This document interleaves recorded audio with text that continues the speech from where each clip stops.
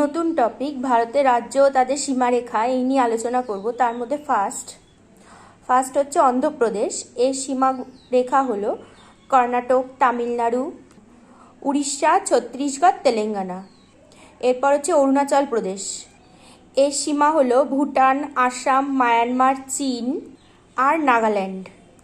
এরপর হচ্ছে আসামের সীমারেখার মধ্যে ভুটান, অরুণাচল প্রদেশ, নাগাল্যান্ড, মণিপুর, মিজোরাম, ত্রিপুরা, বাংলাদেশ, মেঘালয়, পশ্চিমবঙ্গ। এরপর হচ্ছে বিহারের সীমারেখার মধ্যে উত্তরপ্রদেশ, ঝাড়খণ্ড, পশ্চিমবঙ্গ, নেপাল।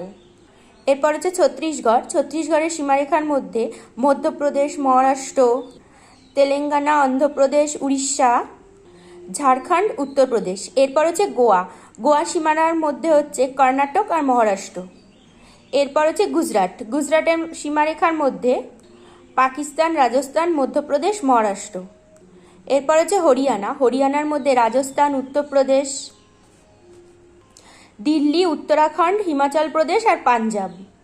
এবার হচ্ছে হিমাচল প্রদেশ, তার সীমারেখার মধ্যে জম্মু কাশ্মীর, পাঞ্জাব, হরিয়ানা, উত্তরাখণ্ড আর চীন।